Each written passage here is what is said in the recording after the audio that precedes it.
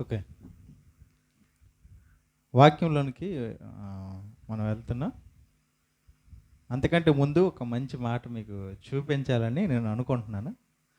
అపోస్తులైన పౌలు రోమిలికి రాసిన పత్రికలో అపోస్తులైన పౌలు రోమిలికి రాసిన పత్రిక మొదటి అధ్యాయంలో దేవుని విశ్వసించిన ప్రజలను ఏమని ఉద్దేశించి మాట్లాడుతున్నాడో ఒకసారి చదువుదాం.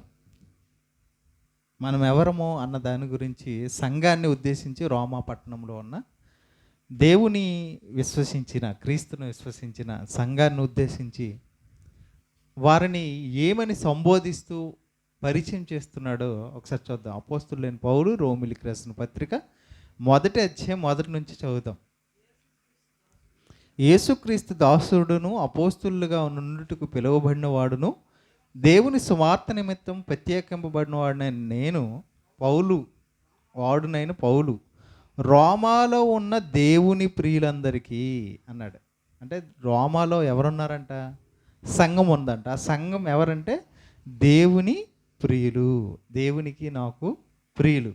ఇంకేమన్నాడు అనగా పరిశుద్ధులుగా ఉండుటకు పిలువబడిన వారందరికీ. మనం ఎవరము అంటే సంఘముగా విశ్వాసులుగా కూర్చున్న మనం అందరం ఎవరంట?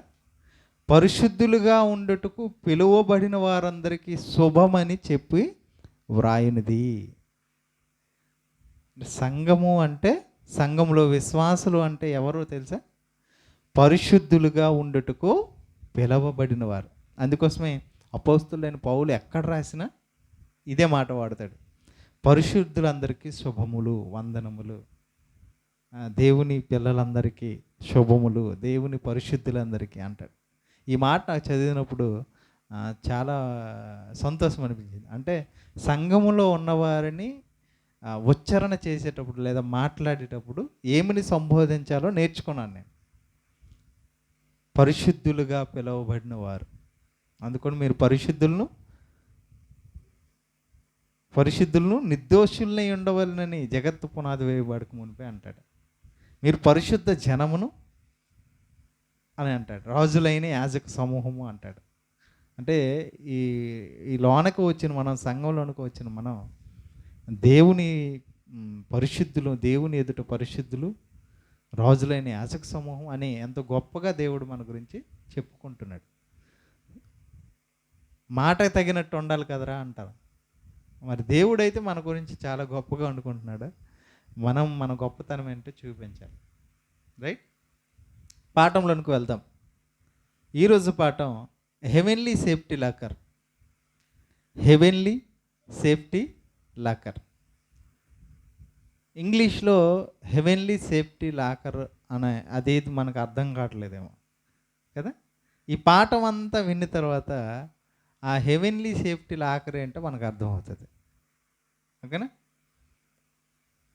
ఈ భూమి మీద బ్రతుకుతున్న మనుష్యులందరూ, ఈ లోకంలో ఉన్నవారంతా, ప్రజలంతా, వారి ఆలోచన అంతా దేవుని మీద ఉందా లేదా ధనం మీద ఉందా అంటే మనుషులందరి ఆలోచన ఈ జీవనోపాధి సంబంధమైన డబ్బు మీదనే ఆశ ఉందనేసి మనకు అర్థమవుద్ది. ఉదయం మొదలుకొని సాయంకాలం వరకు, పుట్టింది మొదలుకొని చనిపోయినంత వరకు మనుష్యుల ఆలోచన అంతా ధనమే. అందుకోసమే ఒక మంచి పదం కూడా వాళ్ళు చెప్తుంటారు. ఏంటి అంటే ధనం మూలం ఇదం జగత్. ధనమే ఈ జగత్తులో బతకడానికి మూలమైనది అని చెప్తుంటారు. అంటే ఇలా మనుషుల ఆలోచనలంతా ధనం మీద ఉంది. అయితే విచారకరమైన మాట ఏంటంటే క్రైస్తవులు సైతం వారి మనస్సంతా దేనిపైన ఉందంటే ధనం మీదే ఉందని చెప్పక తప్పదు. దానికి వారు పెట్టుకునే పేరు దేవుడు మమ్మల్ని ఆశీర్వదించాడు అని చెప్పుకుంటారు. అంటే ఎవరికైతే డబ్బు ఉంటుందో, ఎవరైతే మంచి ఉన్నత స్థాయిలో ఉంటారో, ఆస్తిని సంపాదించుకుంటారో వాళ్ళందరూ చెప్పే మాట దేవుడు మమ్మల్ని దీవించాడు. ఎందుకు క్రైస్తవులు సహితం ఈరోజు ధనం వెనుక పడుతున్నారు, డబ్బు వెనుక వెళ్తున్నారు అంటే, ఎందుకంటే లోకం ఎవరిని గుర్తిస్తుందంటే డబ్బున్న వారిని గుర్తిస్తుంది. దేవుని జ్ఞానం కలిగి ఉన్నాను నేను అంటే నిన్ను ఎవరు గుర్తించరు. అందుకోసం క్రైస్తవులు కూడా డబ్బుంటేనే ఏదైనా, నీకు మంచి పేరు రావాలన్నా, నువ్వు ఎలాంటి వాడివైనా నేను పొగుడుతుంది ఎప్పుడు డబ్బు ఉంటే. అందుకోసం ఒక పాట, పాత సినిమాల్లో ఒక పాట మీరు వినే ఉంటారు. డబ్బుంటే సుబ్బిగాడిని సుబ్బారావు గారు అంటారంట. అంటే డబ్బుంటే ఏమంటారు, సుబ్బిగాడు డబ్బు లేనప్పుడు సుబ్బిగాడు, డబ్బుంటే సుబ్బారావు. అబ్బా, ఇప్పుడు కూడా డబ్బు ఉన్నదనుకో వాళ్ళకి ఇచ్చే గౌరవం వేరు, డబ్బు లేనివాడికి ఇచ్చే గౌరవం వేరు. చివరికి క్రైస్తవులు అలాగే ఉన్నారు. క్రైస్తవ సంఘాల్లో కూడా విలువిచ్చేది ఎవరికి అంటే డబ్బున్న వాళ్ళకే, పేదలకి విలువ ఎవరు. కానీ కొరింథీ పత్రికలో అపోస్తలుడైన పౌలు ఏమంటాడంటే మీరు అలా చూడొద్దు. యాకోబు పత్రికలో, యాకోబు రాసిన పత్రికలో అంటాడు మీరు అలా చూడకూడదు. డబ్బున్నోడిని ఒకలాగా, డబ్బు లేనోడిని ఒకలాగా మీరు చూడకూడదని సంఘంలో ఉన్నవారికి చెప్తుంటాడు. జ్ఞానం ఉన్నవారిని మనిషి ఆలోచించడు. దేవుని జ్ఞానం కలిగిన వాడికి గౌరవం ఎవరు, కానీ డబ్బున్న వాడికి మాత్రం. కానీ డబ్బు మనిషిని రక్షించదు, దేవుని జ్ఞానమే మనిషిని రక్షిస్తుంది. యేసు ఏ మాట అయితే చెప్పాడో ప్రపంచానికి, ఆ మాటకు వ్యతిరేకంగానే ఈ భూమి మీద మనుషులంతా బ్రతుకుతున్నారు. ఈరోజు ఆ డబ్బు దాచుకోవడానికి ఎంత కష్టపడతారంటే, ఇంట్లో ఒక బీరువా ఉందంటే దేనికోసం ఉంచుతారు ఖచ్చితంగా, దానిలో చిన్న లాకర్ ఒకటి ఉంటుంది, సేఫ్టీ లాకర్. మీరు వినే ఉంటారు, విన్నారా? దేనికి అదంటే ఇదిగో బంగారం, విలువైన వస్తువులు, డబ్బు దాచుకోవడానికి బీరువాలో ఒక సేఫ్టీ లాకర్ ఉంటుంది. సేఫ్టీ లాకర్ అంటే భద్రంగా ఉంచేది. మరి చాలామంది ఇప్పుడు డబ్బుని ఇంట్లో ఉంచుతున్నారా?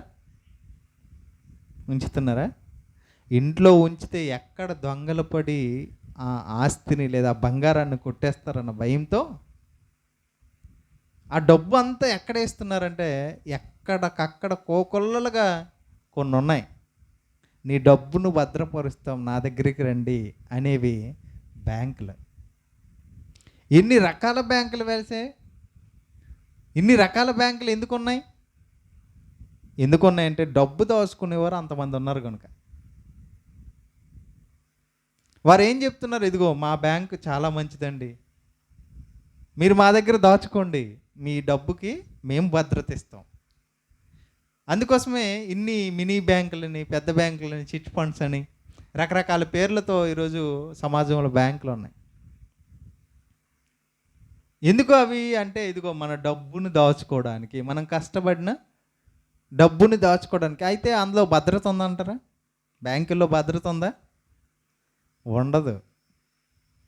ఏ రోజు ఏ బ్యాంకు ఎత్తేస్తారో, దివాలా తీసింది అని ఆ బ్యాంకు ఓనర్ ఎవరైనా ఉంటాడో ఆ డబ్బంతా తీసుకుని వేరే దేశాలకు వెళ్ళిపోతూ ఉంటాడు. ఇలా ఎన్నో జరిగాయి ఆల్రెడీ వార్తల్లో. ఎంతో కష్టపడి సంపాదించిన ఆస్తి అంతా వారి చేతిలో పెడతారు. వాళ్ళ పిల్లల పెళ్లి కోసమనో, ఉద్యోగాల కోసమనో ఉంచిన డబ్బంతా వాళ్ళు ఒకేసారి తీసుకుని వెళ్ళిపోతారు, బ్యాంకుని క్లోజ్ చేస్తారు. వీళ్ళకి ఏం చేయాలో తెలియక, అయ్యో నేను నా కష్టార్జితం అంతా పోయిందని ఆత్మహత్యలు చేసుకున్న వాళ్ళు కూడా ఉన్నారు. అంటే డబ్బుకి భద్రత బ్యాంక్ అని వాళ్ళు నిర్ణయించిన, అందులో కూడా చివరికి భద్రత లేకుండా పోతుంది. కొన్ని బ్యాంకులకి కుక్క బొమ్మలు కూడా పెడతారు, అంటే వాళ్ళ సింబల్. ఎందుకు అలా పెడుతున్నారంటే, ఇదిగో కుక్క విశ్వాసం కలిగింది, మేము కూడా మమ్మల్ని నమ్మకపోయినా కనీసం కుక్క బొమ్మను చూసైనా నమ్మండి అని. కానీ లోపల పనిచేసేది ఎవరు? కుక్కలు కాదు, మనుషులే. మనుషులు మోసగాలే కదా. అంటే వాళ్ళు సింబల్గా పెట్టుకుంటున్నారు తప్ప అంత విశ్వాసం ఎవరికి? అంటే డబ్బుకు భద్రత జరిగిస్తామంటున్నారు, కానీ అది కూడా వాళ్ళ వల్ల సాధ్యం కావట్లేదు. అయితే దేవుడు యేసుక్రీస్తు ప్రభువు గారు భూమి మీదకి వచ్చినప్పుడు ఈ ధనం గురించి ఒక మంచి మాట చెప్పాడు. ఒకసారి చూడండి, లోకం ఏదైతే చేస్తుందో యేసుక్రీస్తు ముందే దాని గురించి చెప్పాడు. ఏమని చెప్పాడో మత్తయి సువార్త 5వ అధ్యాయం, మత్తయి సువార్త 6వ అధ్యాయం 19వ వచనం చదువుదాం. మత్తయి సువార్త 6వ అధ్యాయము 19వ వచనం. భూమి మీద మీ కొరకు ధనము కూర్చుకొనవద్దు. ఏమంటున్నాడండి దేవుడు? భూమి మీద మీ కొరకు ధనము కూర్చుకొనవద్దు. యేసుక్రీస్తు ప్రభువు గారు ధనం కూర్చుకోవద్దు అని చెప్తుంటే లోకమంతా ధనం కూర్చుకుంటుంది. అంటే పూర్తిగా దేవుని మాటకు వ్యతిరేకంగానే బ్రతుకుతుంది. ఎవరి ఆలోచన ఇది అంటే అపవాది తంత్రం. దేవుడు ఏం చెప్తాడో, ఏది వద్దంటాడో అది చెయ్యించడమే ఎవరి లక్షణం? అపవాది లక్షణం. అపవాది లక్షణం. దేవుడు వద్దన్నాడు, దేవుడు వద్దంటున్నాడు. ఎందుకు వద్దంటున్నాడు? ఎందుకు వద్దంటున్నాడు అది కూడా మనకు తెలియదు కదండి. యేసుక్రీస్తు ప్రభు గారు భూమి మీద ధనం కూర్చుకోవద్దు అన్నాడంటే ఎందుకు వద్దంటాడు అది కూడా మనకు తెలియాలి. ఎందుకు వద్దన్నాడు ఒకసారి చూద్దాం. తిమోతి రాసిన మొదటి పత్రిక, ఎందుకు దేవుడు భూమి మీద ధనం కూర్చుకోవద్దన్నాడంటే తిమోతికి రాసిన మొదటి పత్రిక 6వ అధ్యాయము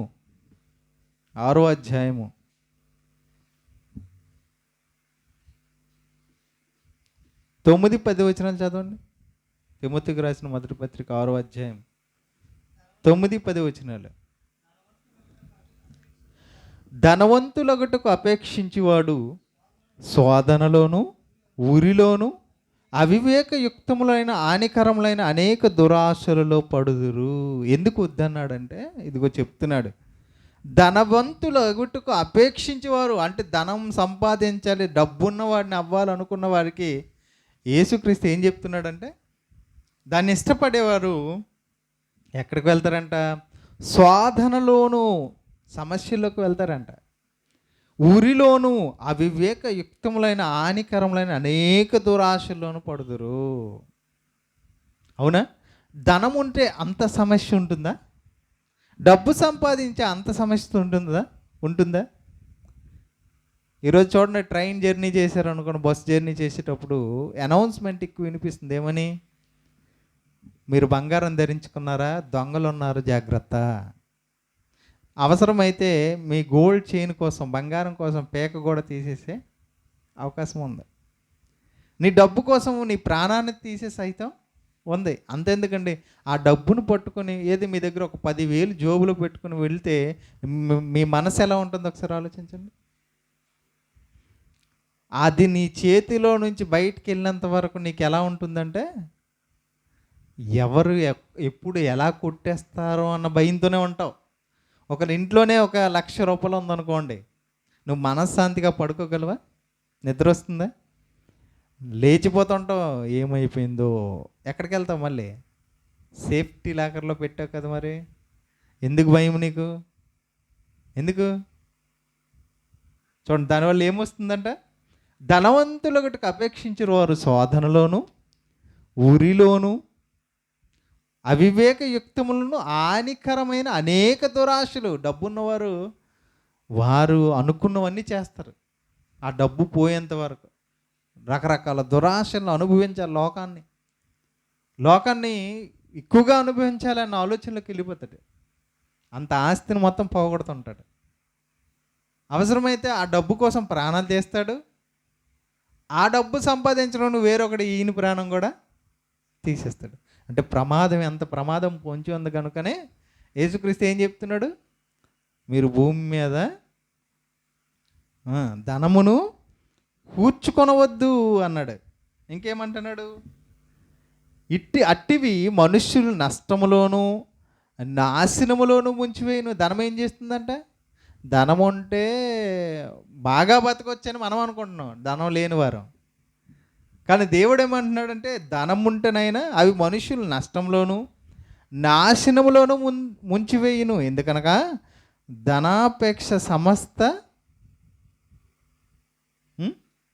ధనాపేక్ష సమస్తమైన కీడులకు మూలము. ధనాపేక్ష ఏం చేస్తుందంట? సమస్తమైన కీడు నీ మీద జరగడానికి కారకమవుతుంది. మరి లోకం ఏంటి అలా చెప్పింది?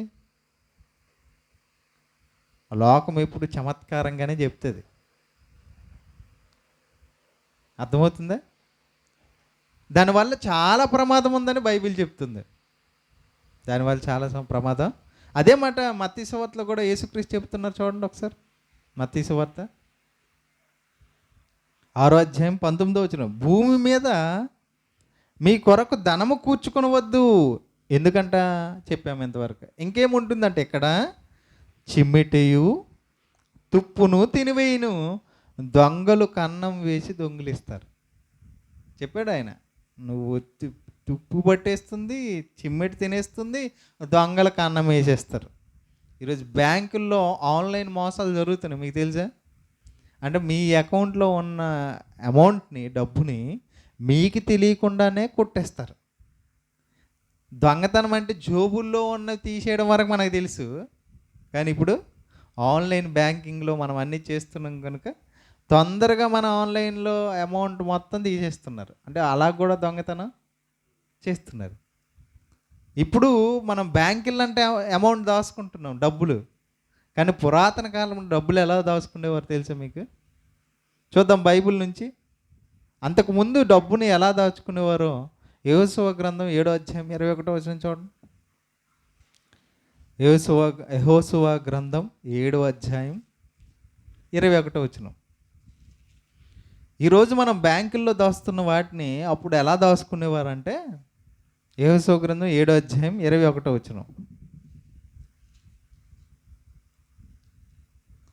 దోపుడు సొమ్ములో ఒక మంచి సీనారు పై వస్త్రమును, 200 తులము వెండిని, 50 తులములో ఎత్తుగల ఒక బంగారు కమ్మిని నేను చూచి వాటిని ఆశించి తీసుకొంటిని. అదిగో నా డేరా మధ్య అవి భూమిలో దాచబడి ఉన్నవి.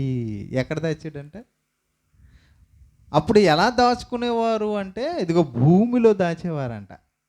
అది కొద్ది రోజుల తర్వాత మళ్ళీ ఎలా దాచుకునేవారు అంటే, భూమిలో దాయడం ఒకటి ఉంది పద్ధతి, మనుషుల దగ్గర దాచుకునేవారు. చూడండి నిర్గమకాండం 22వ అధ్యాయం 7వ వచనం. నిర్గమకాండం 22వ అధ్యాయం 7వ వచనం.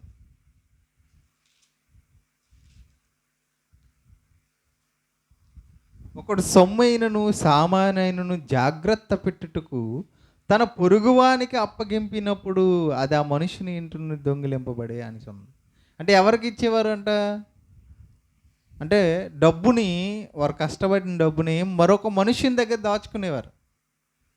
దానికి బదులుగా ఇప్పుడు వచ్చినవే ఈ బ్యాంకులు. అర్థమవుతుందా? దానికి బదులుగా వచ్చేవే ఈ బ్యాంకులు. మరి దేవుడు ఎందుకు భూమి మీద ధనం కూర్చుకోవద్దు అంటున్నాడు? దానివల్లే కదా సమస్తం ఈరోజు మనం ఏది చేయాలన్నా జరుగుతుంది, అవునా కదా? ధనం లేకపోతే ఏమీ చేయలేం కదా. మరి యేసుక్రీస్తు ఎందుకు చెప్తున్నాడు అలాగా? అంటే దానికి కారణాలు ఉన్నాయి. ఎందుకు ఇవన్నీ, ఎందుకు ధనం మీద ఒకవేళ మనం మనసు పెడితే ఏం జరుగుతుంది అంటే, ధనం కోసమే ఆలోచించిన వారమైతే, ఈ లోకంలో ధన సంపాదనే ప్రాముఖ్యం అనుకుని ఉంటే అది ప్రమాదం. కొంతమంది మాట్లాడే మాట, వయసు ఉన్నప్పుడే ఏం చేయాలంట? డబ్బు సంపాదించుకోవాలంట. ఎందుకంటే వృద్ధాప్యం వచ్చిన తర్వాత ఎలాగో సంపాదించలేం, బలం ఉన్నప్పుడే పని చేయాలంటారు. ఇవన్నీ సామెతలు మనం విన్నాం. యేసుక్రీస్తు మాత్రం, నాయన భూమి మీద మాత్రం నువ్వు భూమి మీద ధనము సంపాదించొద్దు, భూమి మీద కూర్చుకోవద్దు అంటున్నాడు. ఒకసారి చూద్దాం మళ్ళీ ఒకసారి. మత్తయి సువార్త 6వ అధ్యాయం 19వ వచనం. భూమి మీద మీ కొరకు ధనము కూర్చుకొనవద్దు, మీ కొరకు కూర్చుకోవద్దు, మీ కొరకు కూర్చుకోవద్దు. భూమి మీద ఎవరి కోసం కూర్చుకోవద్దు అంట? మీ కొరకు కూర్చుకోవద్దు, మీ కొరకు కూర్చుకోవద్దు. మరి ఎవరి కోసం కూర్చుకోవాలి? ఎక్కడ కూర్చుకోవాలి? భూమి మీద కూర్చుకుంటే ప్రమాదం ఉందని చెప్తున్నాడు. భూమి మీద కూర్చుకుంటే ఉరి అంటున్నాడు. భూమి మీద ఉంటే సమస్త కీళ్లకు మూలం అంటున్నాడు. భూమి మీద మాత్రం కూర్చుకోవద్దు అంటున్నాడు. అది కూడా ఎవరి కోసం కూర్చుకోవద్దంట? మీ కొరకు కూర్చోవద్దు, మీ కొరకు కూర్చుకోవద్దు, మీ కొరకు కూర్చుకోవద్దు. మరి ఎవరి కోసం కూర్చుకోవాలి అని చెబుతూ, భూమి మీద మీ కొరకు ధనము కూర్చుకోవద్దు అన్న ఆయన 20వ వచనంలో ఏమంటున్నాడు? పరలోకమందు మీ కొరకు ధనము కూర్చుకొనుడి అన్నాడు. ఎక్కడంటే, ఈ భూమి మీద ఉన్న నువ్వు ధనాన్ని సమకూర్చుకుంటే అవి చిమ్మెట, తుప్పు, దొంగలు వచ్చి కన్నం వేస్తారు. ఇక్కడ సేఫ్టీ లేదు, లాకర్లో సేఫ్టీ లేదు. మరి ఎక్కడ ఉందంట సేఫ్టీ? మీరు పరలోకమందు మీ కొరకు ధనము కూర్చుకోండి, అచ్చటి చిమ్మిటేనును తుప్పేనును దాన్ని తినివేయదు, దొంగలు కన్నము వేసి దొంగిలరు. అర్థమవుతుందా? అంటే హెవెన్లీ సేఫ్టీ లాకర్. మీ పరలోకంలో నువ్వు కూర్చుకునే ధనానికి భద్రత ఖచ్చితంగా ఉంది. ఎక్కడైతే ధనానికి భద్రత లేదు. భూమి మీద మీ కొరకు ధనం కూర్చుకుంటే దానివల్ల ప్రయోజనం లేనిదే. కానీ పరలోకంలో ధనం కూర్చుకుంటే దానివల్ల నీకు ప్రయోజనం ఉంది. ఇందుకే పరలోకంలో ధనం ఎలా కూర్చుకోవాలి? భూమి మీద మీ కొరకు కూర్చుకోకూడదు. మరి ఎవరి కోసం కూర్చుకోవాలి? ఎక్కడ కూర్చుకోవాలంటే భూమి మీద ధనం కూర్చుకోవాలి. అది మీకోసమై ఉండకూడదు. మరి ఎవరి కోసమై ఉండాలి అంటే దేవుని కోసమై ఉండాలి. నువ్వు సంపాదించింది ఏదైతే ఉందో అది ఎవరి కోసం కూర్చాలంటే దేవుని పనుల నిమిత్తమై కూర్చుకుంటే అది మీకు పరలోకంలో ధనంగా మారుతుంది. అదే అన్నాడు, పరలోకమందు మీ కొరకు ధనము కూర్చుకొనుడి. అక్కడ సేఫ్టీ లాకర్ ఉంది, హెవెన్లీ సేఫ్టీ లాకర్. అది భూమి మీద బ్రతకడానికి వరకే అవసరం మనకు డబ్బు, కానీ ఇక్కడే ఉండిపోతాం అన్నట్టుగా ఆస్తులు అంతస్తులు సంపాదిస్తే వాటన్నిటి వలన ప్రమాదమే తప్ప ప్రయోజనం ఉండదు. అవసరం ఉండడానికి ఒక ఇల్లు ఉండాలి, కట్టుకోవడానికి బట్ట ఉండాలి, తినడానికి ఆహారం ఉండాలి. అంతకు మించి నువ్వు పరిగెళ్ళెట్టావా లోకంలో, పతనం ప్రారంభం అయిపోయిందని నీకు అర్థం కావాలి. పతనానికి వెళ్ళిపోతున్నావు అన్న సంగతి మన మనసులోనికి వచ్చేయాలి. మరి పరలోకంలో ధనం ఎలా కూర్చుకోవాలి? పరలోకంలో ఎలా కూర్చుకోవాలి? దేవుని క్రియలు భూమి మీద నువ్వు జరిగిస్తుంటే, దేవుని కార్యక్రమాలు లేదా ఒక మనిషికి వాక్యం చెప్పే ఒక సువార్త కార్యక్రమం, దానిలో నువ్వు సంపాదించిన దాన్ని ఖర్చు పెడుతున్నావా? నువ్వు సంపాదించిన దానిలో ఇదిగో ఒక సువార్త కార్యక్రమం జరుగుతుంది, ఒక మీటింగ్ జరుగుతుంది, దానికి నువ్వు ఖర్చు పెడుతున్నావా? అయితే ఖర్చు పెడుతుంటే నువ్వు ఎక్కడ దాచుకుంటున్నావు? పరలోకంలో నీ ధనం దాచుకుంటున్నావు. బ్యాంక్ ఎక్కడ ఉంది? ఇదిగో భూమి మీదే ఉంది. ఏంటో బ్యాంకు? సంఘ కార్యక్రమాలు చేయడం, సంఘంలో పెట్టడం. అక్కడ లాకర్ అది, అందులో నీకు స్టోర్ చేయబడుతుంది. చూడండి, బ్యాంకులకి ఇక్కడో బ్యాంకు, వేరే ఊర్లో బ్యాంకు, అలాగుంటే ఉండవా? ఏపీజీవీబీ అని ఉంది మన కొలువాల్సిలో, ఒక దగ్గర ఉందా, చాలా దగ్గరలో ఉన్నాయి. బ్రాంచ్ల కింద ఉన్నాయి చూడండి. అలాగే ప్రతి ఊర్లలో దేవుడు బ్రాంచ్లు పెట్టాడు. సంఘం అదే బ్రాంచ్. ఈ నీ బ్యాంక్ అనమాట ఇది. ఇందులో నువ్వు దాచిన నువ్వు ఏదైతే సంపాదించావో ఆ ధనమంతా దేవుని క్రియలకు, దేవుని పనులకు నువ్వు ఖర్చు పెడుతున్నావంటే నీ బ్యాంకులో ధనం ఏమవుతుంది? స్టోర్ అవుతుంది. దాచుకుంటున్నావు ఎక్కడ? పరలోకంలో సేఫ్టీ లాకర్లో. ఈ భూమి మీద నువ్వు ఏది సంపాదించి అదే బ్యాంకులో, మన బ్యాంకులో, భూమి మీద ఉన్న బ్యాంకుల్లో పెడితే ఆ దొంగలే కన్ను వేసేవచ్చు, లేకపోతే ప్రమాదం నీకు మాత్రం. పరలోకంలో దాచుకున్న ధనానికి ఎటువంటి ప్రమాదమో ఉండదు. చూడండి ఒకసారి తిమోతికి రాసిన మొదటి పత్రిక 6వ అధ్యాయం 18-19 వచనాలు చూడండి. తిమోతికి రాసిన మొదటి పత్రిక 6వ అధ్యాయం 18-19 వచనాలు.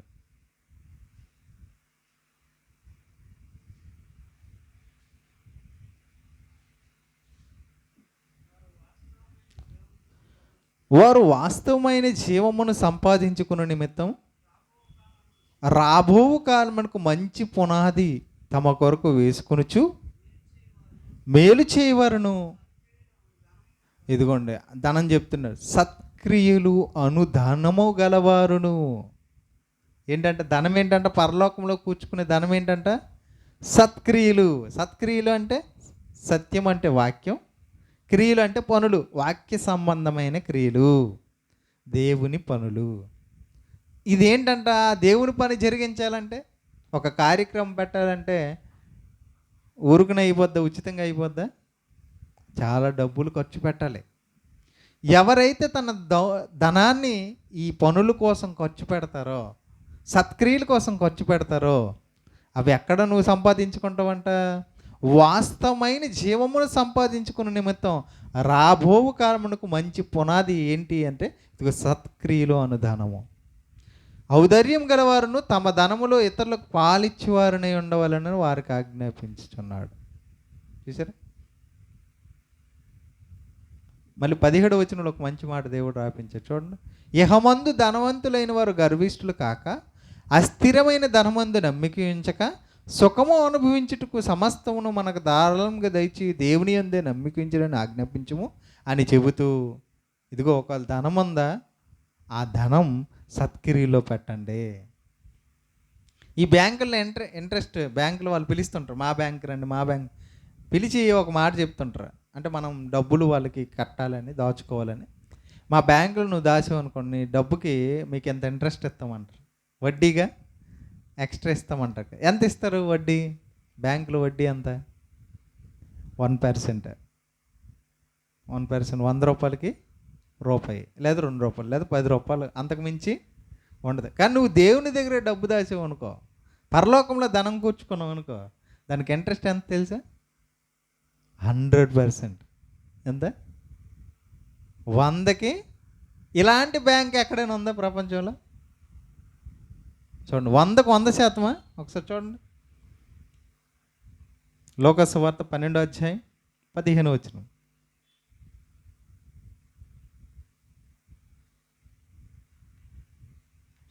లోకాసు వార్త 18వ అధ్యాయం 30వ వచనం.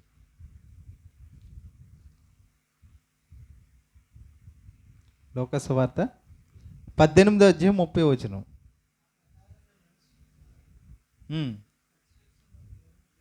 పద్దెనిమిది అధ్యాయం 30 వచనం.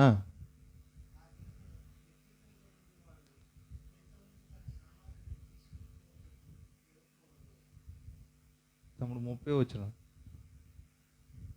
లోకాసు వార్త 18 అధ్యాయం 30 వచనం. ఇక్కడ శిష్యులు అడుగుతున్నారు, యేసుక్రీస్తుకి శిష్యులు అడుగుతున్నారు ఏమని? 28వ వచనం నుంచి చదువుతాం.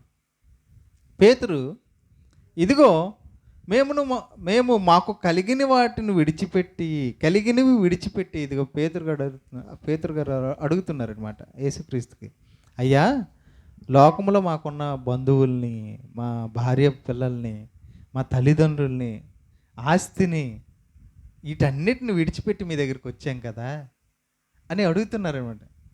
ఏమని అడుగుతున్నారు చూడండి ఒకసారి, 28వ వచనం. పేతురు, ఇదిగో మేము మాకు కలిగిన విడిచిపెట్టి నేను వెంబడించితం అనగా, అంటే మాకేంటి విడిచిపెట్టి వెంబడించాం కానీ మాకు వచ్చే లాభం ఏంటి అని అడుగుతున్నప్పుడు 29వ వచనంలో, ఆయన దేవుని రాజ్యం నిమిత్తమై ఇంటినైనను, భార్యనైనను, అన్నదమ్ములనైనను, తల్లిదండ్రులనైనను, పిల్లలనైనను విడిచిపెట్టిన వాడెవడును ఇహమందు చాలా రెట్లను పరమందు నిత్య జీవం పొందకపోవడం నిశ్చయంగా మీతో చెప్పుచున్నాను. ఇహలోకం ముందు ఏముంటాయంట? ఇహమందు చాలా రెట్లు, అంటే భూమి మీద ఉంటుందంట. ఇంకా నిత్య జీవం, పరమందు నిత్య జీవం అని చెప్పాడు. మళ్ళీ ఇంకొక దగ్గర కూడా చూద్దాం ఒకసారి, మత్తయి సువార్త, మార్కు సువార్త 10వ అధ్యాయం 28వ వచనం నుంచి చూడండి. మార్కు సువార్త ఇదే మాట అక్కడ కూడా రాయబడి ఉంటుంది.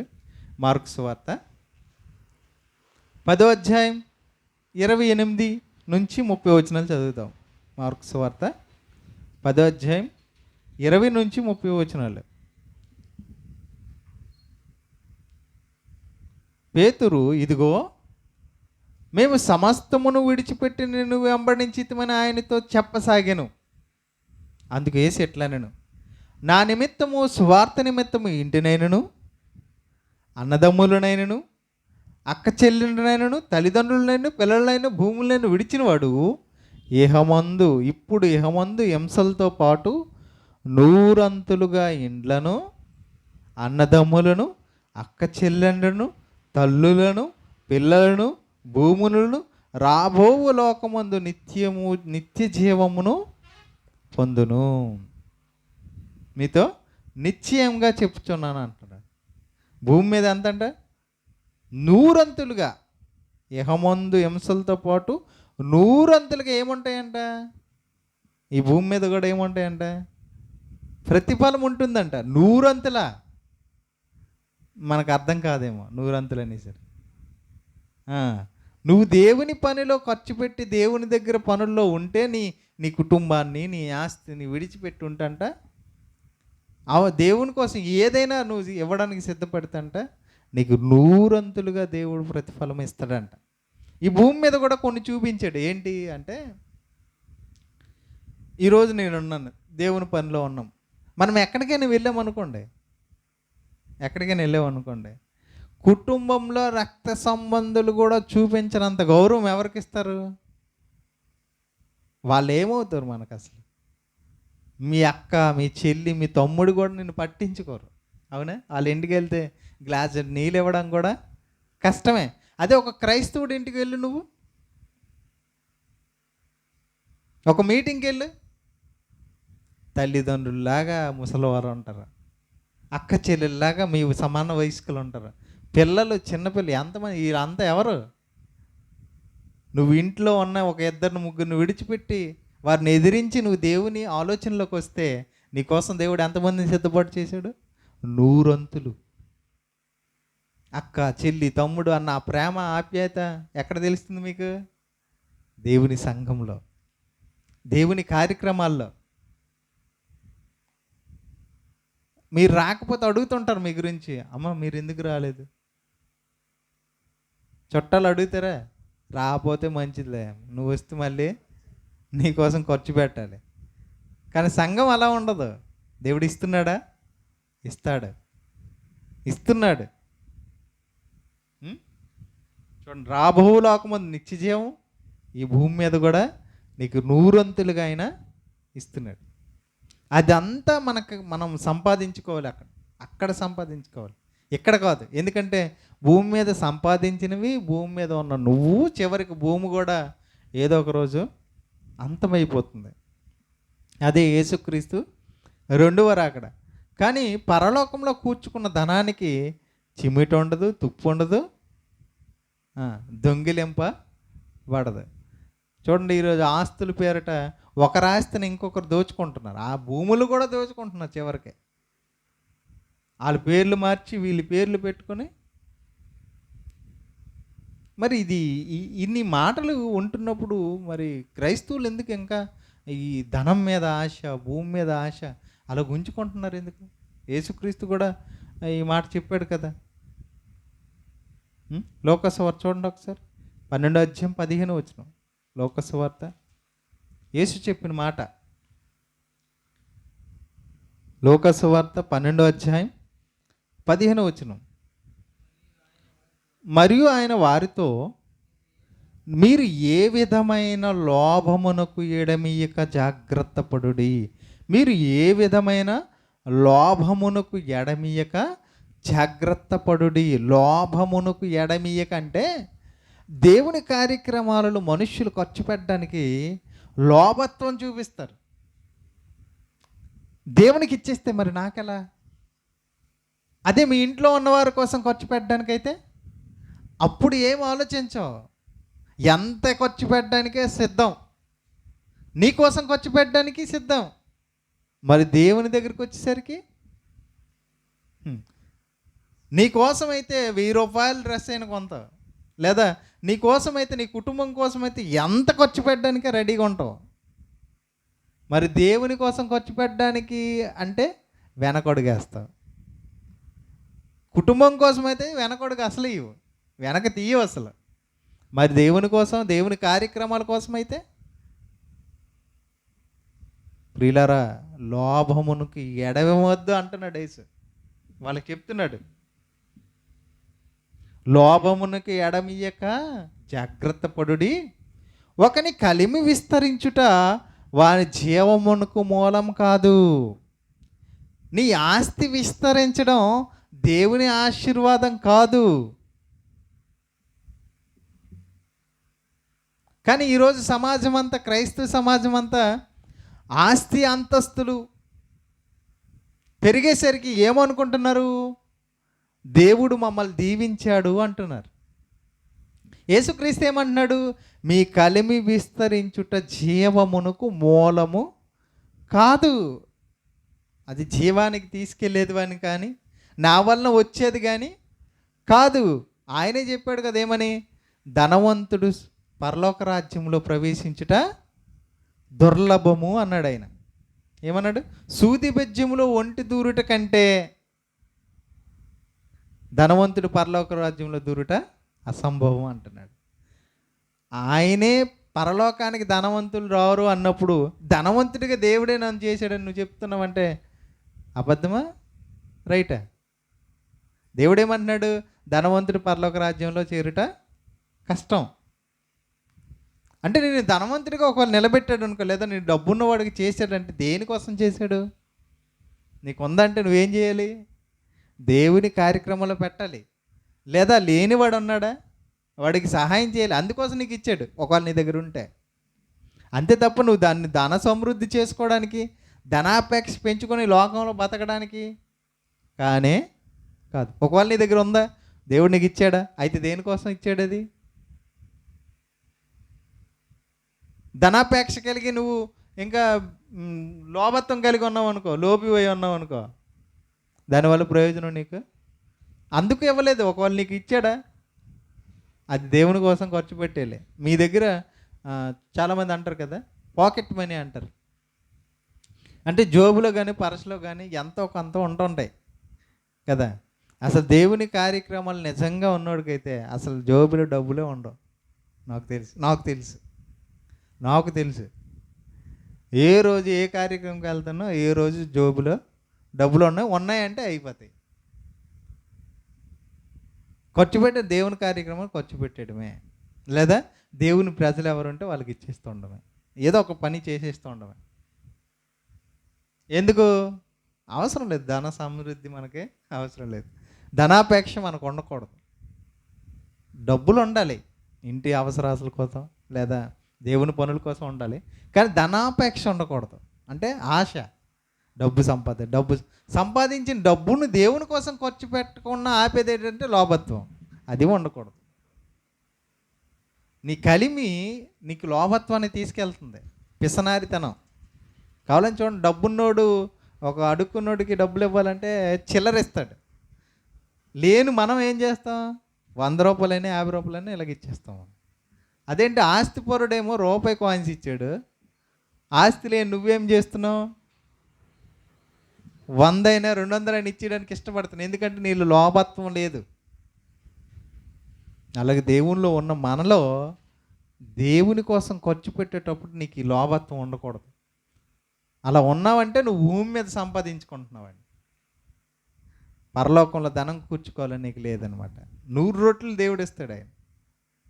అది వద్దు మనకి. ఎక్కడ కావాలి, బ్యాంకుల్లో దోచుకోవడం, 1%, 2% దోచుకోవడం ఇష్టం. ఆడు ఏదో ఒక రోజు ఎత్తేస్తాడు, ఆడు దివాలా తీస్తాడు, అయ్యో అని అప్పుడు బాధపడతా కదా. Heavenly safety locker.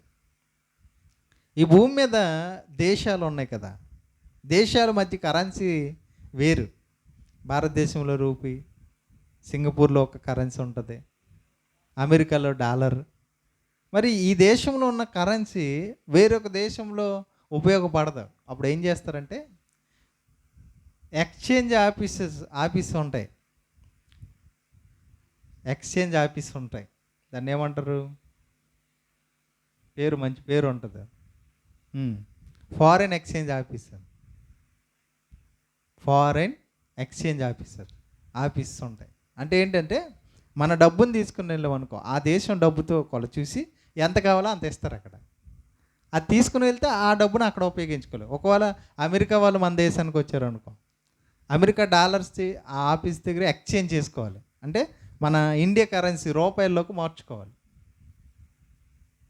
అలా మార్చుకుంటేనే ఇక్కడికి వచ్చి కరెన్సీ యూజ్ చేయగలడు. అంటే ఒక దేశం నుంచి ఇంకో దేశానికి వెళ్తే ఎలాగైతే ఎక్స్చేంజ్ ఆఫీసెస్ ఉన్నాయో, ఎలా అయితే ఎక్స్చేంజ్ చేసుకుంటున్నామో, అలాగే ఈ భూమి మీద ఉన్న ఈ ధనాన్ని ఎక్స్చేంజ్ చేసుకుని ఏ ధనంగా మార్చుకోవాలి, పరలోక ధనంగా మార్చుకోవాలి. దేశాల మధ్య ఎలాగైతే ఎక్స్చేంజ్ ఆఫీసులు ఉన్నాయో, ఈ భూమి మీద ఉన్న ఈ ధనాన్ని దేవుని పనిలో పెట్టడమే ఎక్స్చేంజ్ ఆఫీస్ అన్నమాట. దేవుని కార్యక్రమాలు పెట్టినప్పుడు అది ఏ ధనంగా మారిపోతుంది, పరలోక ధనంగా మారిపోతుంది. ధనం ఉండడం తప్పు కాదు, ఆ ధనం దేవునిలో ఖర్చు పెట్టకపోవడం తప్పు.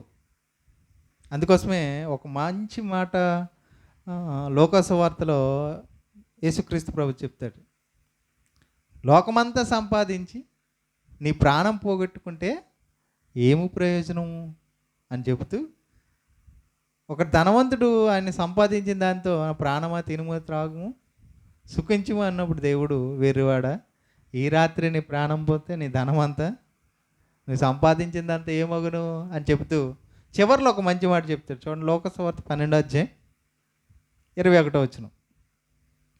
లోకసువార్త 12:21. దేవుని ఎడల ధనవంతుడుగా కాక తన కొరకే సమకూర్చును కొనువాడు అలాగునే ఉండును. ఈయన ఎవరి కోసం సమకూర్చుకున్న ధనమంతా? తన కొరకు సమకూర్చుకున్నవాడు పరిస్థితి ఏంటంటే ఇదిగో ఇలాగే పోతాడు పాతాళం. నువ్వు ఎవరి ఎడల ధనవంతుడు కావాలి? దేవుని ఎడల ధనవంతుడు. ప్రపంచానికి లేదా మన దేశానికి ముఖేష్ అంబానీ, బిల్ గేట్స్ డబ్బున్నోళ్ళు అవ్వచ్చు, కానీ దేవుని దృష్టిలో వాళ్ళు డబ్బున్నోళ్ళు కాదు. మరి ఎవరు డబ్బున్నోళ్ళు? ఎవరు భూమి మీద దీనులుగా దరిద్రులుగా పిలవబడుతున్నారు, బీదలుగా పిలవబడుతున్నారు, వాళ్ళ దేవుని కోసం ఎప్పుడైతే మనం డబ్బును ఖర్చు పెడతామో అప్పుడు ఎవరిలో ఎక్కడ ధనం దాచుకుంటావు నువ్వు? దేవుని ఎడల ధనవంతుడు నువ్వు. ఈ భూమి మీద నీకు వచ్చిన ఈ ధనాన్ని, నువ్వు కష్టపడిన కష్టార్జితాన్ని నీ కుటుంబం కోసం ఉపయోగించుకుంటూ దేవుని పనుల్లో ఎప్పుడైతే పెడుతుంటావో అప్పుడు నీ బ్యాంక్లో నీ అమౌంట్ ఏమవుతుంది? పెరుగుతుంటుంది. అప్పుడు దేవుని ఎడల నువ్వు ధనవంతుడు.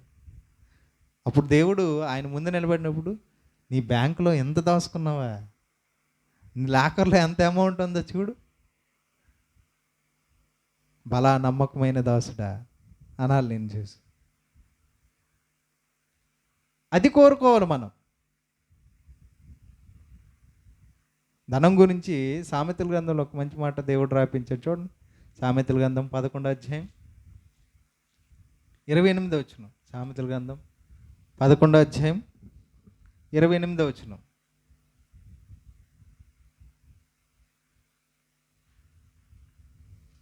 సామెతల గ్రంథం 11:28. ధనమును నమ్ముకున్నవాడు పాడైపోతాడు. ధనమును నమ్ముకున్నాడు అంటే ధన పిచ్చిలో పడినాడు ఎవడైనా నాశనం. తర్వాత నీతిమంతులు చిగురాకు వలె వృద్ధి నొందుదురు. నీతిమంతులు ఎలా అవుతారు? యేసుక్రీస్తునందు విశ్వాసం ఉంచి నీతి క్రియలు జరిగించిన వాడు. వృద్ధి, డెవలప్మెంట్ మనకు కనిపిస్తుంది. ఓకేనా? తుప్పి పట్టని, ఎక్కడికి పోని, దొంగల చేత దొంగిలింపబడిని ఒక ధనం ఉంది. అదే పరలోక ధనం. పరలోకంలో ధనం కూర్చుకోవాలి. అక్కడ ఇటువంటి ఇబ్బందులు ఏవి ఉండవు. Heavenly safety locker. అక్కడి నుంచి ఎవరు కొట్టేసేవాడు ఉండడు. అలా కూర్చుకోవాలి అని దేవుడు ఇష్టపడుతున్నాడు. మనల్ని అలాగ ఉండమని, క్రైస్తవులు అలా ఉండాలని దేవుడు కోరుకుంటున్నాడు. ఆ పరలోకంలో ఆ ధనాన్ని కూర్చుకోవడానికి, భద్రత కలిగిన ఆ వ్యవస్థలో ఈ ధనం కూర్చుకోవడానికి భూమి మీద ఉన్న మనకున్న ఆ ధనాన్ని, మనం కష్టపడే కష్టార్జితాన్ని లోభత్వం లేకుండా దేవుని పనిలో ఖర్చు పెడితే, అది కూడా ఎలా పెట్టాలి? హృదయపూర్వకంగా ఇవ్వాలి. హృదయపూర్వకంగా ధారాళంగా ఇచ్చేవాడిని దేవుడు చూస్తాడంట. అననీయ సప్పీరా అని బైబిల్లో ఉన్నారు. అందరూ సంఘానికి వాళ్ళ ఆస్తులు నమ్మి ఇస్తున్నారు, మనం కూడా ఇవ్వకపోతే ఏమనుకుంటారో అనుకుని వాళ్ళ ఆస్తిని ఎలా ఇచ్చారు? కొంత. ముందేమనుకున్నారు? మనం పొలం మొత్తం అమ్మేద్దాం, వాళ్ళతో పాటు లెక్కలోకి వెళ్ళిపోదాం అనుకున్నారు. తర్వాత ఏమైంది? కొంత ఇద్దాం, కొంత అంత ఇచ్చిద్దాం, అందరూ ఇస్తున్నారు కదా, వాళ్ళు ఇస్తున్నారు వీళ్ళు ఇస్తున్నారు, అంత అవసరమా సంఘానికి అనుకొని ఏం చేసుకున్నారు? మనసులో అనుకొని ఇద్దరు ఏకమయ్యారంట. ఒక్కరి మనసు కాదండి, ఇద్దరు మనసు. అబ్బా మంచి ఐడియా, సూపర్ ఐడియా అనుకున్నాను. అంటే ఇచ్చేటప్పుడు కూడా దేవుని పనులు ఇచ్చేటప్పుడు లోభత్వం ఉండకూడదు. 2, హృదయపూర్వకంగా ఇవ్వాలి. ఇది దేవుని కార్యక్రమం. ఈ దేవుని పనులు నా ద్వారా జరగాలి. నేను ధన సముపార్జనలో ఉండిపోతున్నాను, ధనాపేక్ష కలిగే ఉంటున్నాను. దేవుని కార్యక్రమాలు అనేసరికి ఇవ్వడానికి నా మనసు రావడానికి ఒప్పుకోవట్లేదు. అలా ఉండకూడదు. నేను పరలోకంలో ధనం కూర్చుకోలే, ఈ భూమి మీద దేవుని పనుల్లో నా వంతు నేను ఏం చేయగలను అని హృదయపూర్వకంగా, మనఃపూర్వకంగా ఆ కార్యక్రమాలకు మనం ఇచ్చినప్పుడు దేవుడు దాన్ని దృష్టిస్తాడు, అది తీసుకుంటాడు. అందుకోసమే మనం పాట పాడుతుంటాం, నీకు ఇష్టమైనది కావాలి దేవునికి. అది ఇచ్చేది ఎలా ఇవ్వాలంటే, అర్పించు వాటికంటే అర్పించు మనిషి ముఖ్యం, మనసు ముఖ్యం. నువ్వు ఎంత ఇచ్చావన్నది ప్రాముఖ్యం కాదు, ఆ ఇచ్చేది హృదయపూర్వకంగా ఇవ్వాలి. అప్పుడు దేవుడు దాన్ని తీసుకుంటాడు. హేబేలు అర్పణ అలాంటిది కనుక ఆయన అంగీకరించాడు. మనం ఇచ్చేటప్పుడు కూడా అలా ఇస్తే అది దేవుని దృష్టిలో కౌంటబుల్. అప్పుడు ఎక్స్చేంజ్ అవుతుంది పరలోకానికి ధనంగా. కాబట్టి బతికున్నంత వరకు మన మైండ్లో దేవునికి ఇచ్చే ఆ విషయంలో లోభత్వం చూపించకూడదు. దేవునికి ఇచ్చే విషయంలో అందరూ ఇస్తున్నారు కదా, నేను ఇవ్వకపోతే బాగోదు అనే మనస్తత్వం కలిగి కాకుండా హృదయపూర్వకంగా ఆ దేవుని పనుల్లో ఉంటే హెవెన్లీ సేఫ్టీ లాకర్లో మన ధనాన్ని దాచుకోవచ్చు. ఓకేనా? ప్రార్థన చేసుకుందాం.